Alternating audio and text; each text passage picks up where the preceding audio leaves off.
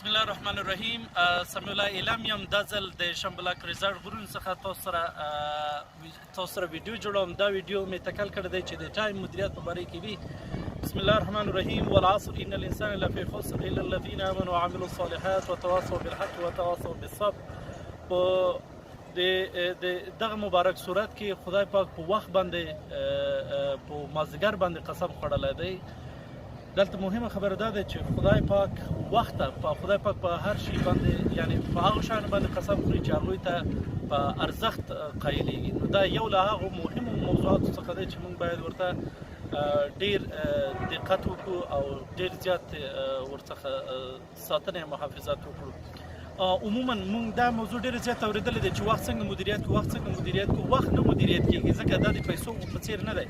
که موږ سره پیسې وي په جیب کې ږدو، تمام ورځ په ښار کې ګرځو، نو په پیسو ته وایي چې هېڅ شی نه اخلو، نه څه شی خورو، نه څه شی اخلو، نه څه شی لکه هېڅ مصرفوو نه، ټکسي پرې نه نیسو، پیاده ګرځو او مازدیګر کې به بېرته موږ سره همدغه 10 زره ټینګې وي. خو که وخت موږ ووایو چې یاره تا نه مصرفوم، تا څخه استفاده نه کوم، دا ممکن نه دی. دا په قوطي کې، په جیب کې، په چیش کې نه ساتل کېږي. که وغواړې او که ونه غواړې وخت چې دی هغه تېرېدونکی دی.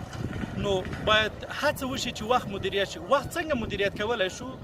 د دې لپاره چې وخت مدیریت کړو، لومړی مهمه خبره دا ده چې اول د وخت په مقابل کې خپل ځانونه مدیریت کړو. ځینې لنډ سټیپونه یا مرحلې دي چې هغه له تاسو سره شریکوم. یا دا ده چې موږ باید ډېر زیات منظم واوسېږو. دویمه خبره دا ده چې ټوله ورځ خپل کارونه چې دي هغه هفتوار یا میاشتني پلان کړو. دریمه خبره دا ده چې موږ باید هڅه وکړو چې ټو ډو لیست جوړ کړو. هر سهار باید کله چې دفتر ته راځو باید یو لیست جوړ کړو چې نن موږ کوم کارونه کوو او په اخر د ورځې کې هغه چیک کړو چې آیا هغه کارونه مو چې سهار په ټو ډو لیست کې نیولي وو ترسره کړل او که ترسره به نه کړل. دې ښه والی دا دی چې د اخر د ورځې کله چې تاسو دا چک کوئ چې وشول ترسره شول، دې سره یو هورمون په بدن کې تولیدېږي چې هغې ته ډوپامین ویل کېږي او د ډوپامین د خوشحالۍ سبب ګرځي. تاسو به ځینې کسان لیدلی وي چې په ځینو اداراتو کې بالخصوص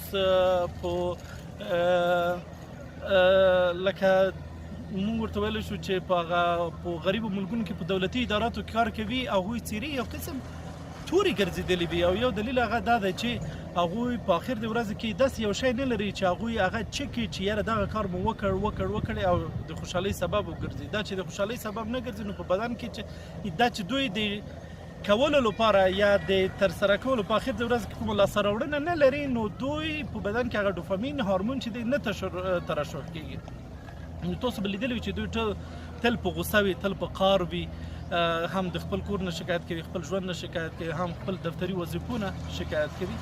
څلورمه مهمه خبره دا دی چې باید هڅه وشي چې موږ باید په سوشل میډیا کې بې له هدفه ونه ګرځو. تر څو چې هدف ونه لرو باید په سوشل میډیا کې خپل وخت ډېر زیات مصرف نه کړو. هغه کسان چې ډېر زیات دوستان لري هغه به تاسو وګورئ چې ډېر زیات په فیسبوک کې مصروف، او یا هغه کسان چې ډېر زیات میلمه پالنه کوي، لکه میلمنو سره تګ ورتګ کوي، د خلکو سره راشه درشه لري، نو اتومات په ډول سره ډېر زیات چې دی د هغوی وخت مصرفېږي. او پنځمه خبره دا چې باید بې له دلیله کارونه ونه ځنډوو. کله چې تاسو پوهېږئ چې یو کار درته په مخې کې پروت دی باید خلاصه کړئ. دا عموما هغه انګلیسي اصطلاح چې دی پروکراستینیشن دی. پروکراستینیشن بې دلیله د کارونو ځنډول، لکه هیڅ دلیل نشته دی خو ته وایې چې یاره دا کافي مې چکلی وی بیا دا راپور باندې کار کوم، یا چې د غرمې ډوډۍ وخورم بیا راپور باندې کار کوم، یا ته ودرېږه چې لږ د فیسبوک وګورم په راپور باندې کار کوم. نو کوم کار چې درته مخې کې پروت دی بس خلاصوه، ځان ترې بېغمه کوه. خو کله کله ځنه داسې کارونه شي چې هغه د سړي خلق تنګونکي وي یا سړي زړه نه کېږي چې هغه وکړي. هغې په باره کې اپرین ټریسي خپل یو کتاب لیکلی دی چې two frogs eat that frog. په هغه eat that frog کې وایي چې که تاسو ته یو چا غرمې وخت کې یا مثلا هر وخت کې وي تاسو ته 2 دانې چونډخې راوړلې چې دغو څخه به یوه حتمي لکه دغه دواړه به خورئ، دا حتمي دي چې باید وخورئ، نو ته باید هغه ورکې انتخاب کړي چې ډېره بد شکله دی، بد قواره دی. لکه ساده مثال دا دی چې چونګښې خو څوک نه خوري، خو عموما په دفترونو کې کله کله موږ له داسې کارونو سره مخامخېږو چې ځینې داسې بې خونده کارونه یې موږ مخکې پراته دي چې نه یې سړی کوي او نه یې سړی لکه نه یې سړي غواړي چې ویې کړي، او یو درنه باید ټول فشار هم په همدې وي چې هغه باید ترسره کړي. نو دا همغه بد شکلې چونګښې ته ورته دی چې باید ترسره شي. لکه مثلا په امتحانونو کې کله چې د ریاضي امتحان په سر کې راشي، نو ټول شاګردان فکر کوي چې یاره تقریبا 90% یا 80% امتحانونه خلاص شول، خو که د ریاضي امتحان د ټولو امتحانونو په اخر کې راشي نو بیا دغه ریاضي امتحان په ټولو مضامینو باندې څه شی کوي یو قسم تاثیر کوي. نو اوس به دغه ویډیو راغونډه کړو، وخت ډېر زیات مهم دی، خدای پاک چې دی ورباندې قسم خوړلی دی باید مدیریت کړو. د مدیریت لپاره لنډ سټیپونه دا دی چې باید ډېر میلمه پالنه ډېر خلکو سره انډیوالي او دا شیان که پالو نو وخت به مو ډېر زیات ضایع کېږي. که په سوشل میډیا کې ډېر زیات مصروفېږي نو وخت به مو ډېر زیات مصرفېږي.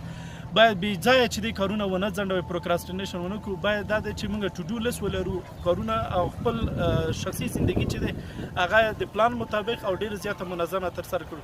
ډېر زیاته مننه تر بلې ویډیو.